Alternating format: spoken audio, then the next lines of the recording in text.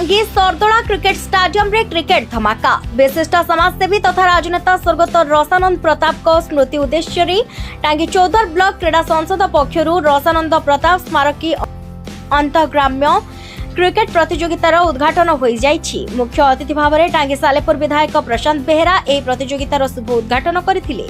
स्थानीय अंचल 8 गोटी टीम को नहीं एही प्रतियोगिता हेउथबा बेले प्रथम दिन में 2टी मैच होइथिला।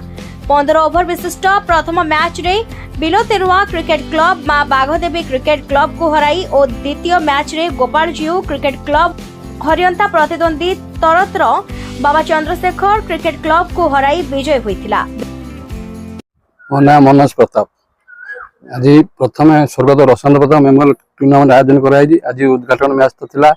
आज उद्घाटन मैच रे बिलतेरुआ क्रिकेट क्लब एवं ब्राह्मणवा क्रिकेट क्लब आज प्रथम मैच खेला।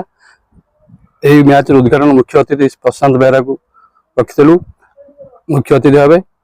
आ जयश्री प्रधान जिला परिषद, नरेंद्र राउतराय साधारण सेवी समाजसेवी, सीमस जेना समिति सभ्य, सोफिया बीबी सरपंच थे। 8टा टीम रखीचु, 2टा ग्रुप करिचु। गोटा ग्रुप रे 4-4टा रखीचु। नॉकआउट सिस्टम रे 16टा मैच हम प्रति रविवार 2-2टा मैच हम रखीचु। आम प्रत्येक मैच दिन जे भल खेल man of the match trophy दबू। जे विनर हे चैंपियन ट्रॉफी दियाब। जे रनर्स ट्रॉफी दियाब। विनर को 5000 टंका, रनर्स को 3000 टंका।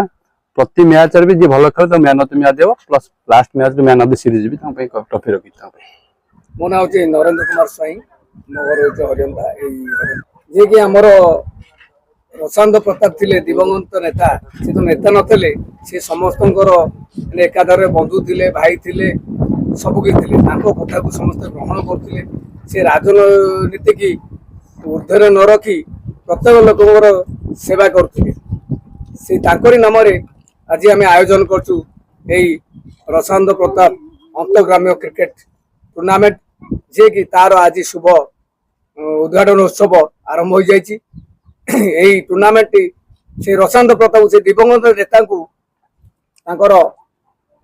माने मान रक्षा करने मन पकड़ क्रिकेट रो आयोजन कराई।